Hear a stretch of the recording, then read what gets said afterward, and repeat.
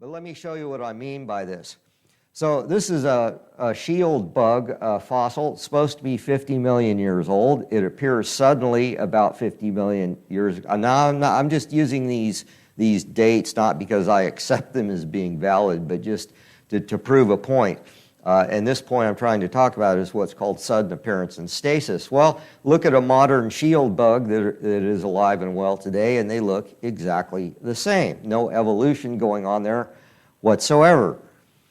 This is a creature that was supposed to have appeared 65 million years ago in Cretaceous rock, and evolutionists actually thought that this was the first creature to develop legs and walk on land.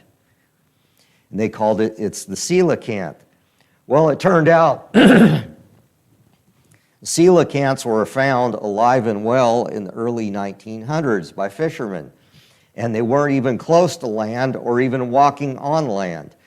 Actually, they tended to live about 300 feet below the surface of the water, and if they got close to the surface of the water, they would die because of the way they're constructed. They had to live deep under the surface.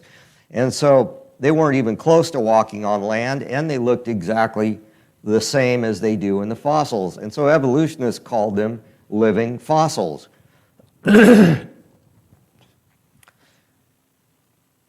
So here's a lobster fossil, supposedly 100 plus million years old. And what does it look like? It looks like lunch. It looks like exactly modern lobsters do. No evolution going on there whatsoever. You notice I keep going back deeper here in evolutionary time. Frogs supposedly appeared 350 million years ago, and they look exactly like frogs. No evolution there whatsoever. What about horseshoe crabs? They're alive and well today. Horseshoe crabs supposedly first appeared in the Cambrian 400 plus million years ago, and what do they look like? Horseshoe crabs. No evolution going on there whatsoever, and there was nothing leading up to horseshoe crabs that would have been an evolutionary ancestor. They just appeared suddenly in what's called a Cambrian explosion, and they look exactly like they do today. Well, these are brittle stars. Brittle stars supposedly appeared 450 million years ago, first appeared, and what do they look like? They look like modern living brittle stars. In fact, there's brittle stars all over the oceans. And they look exactly the same, sudden appearance and stasis.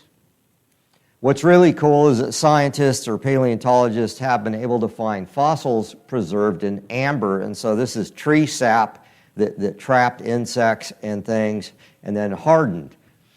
And so these are amber fossils, and here we have a supposed 100 million year old cricket and a scorpion, and you can look at these fossils in excruciating detail with a microscope and see amazing facets and things in these, just like you would a living one. And they look exactly the same.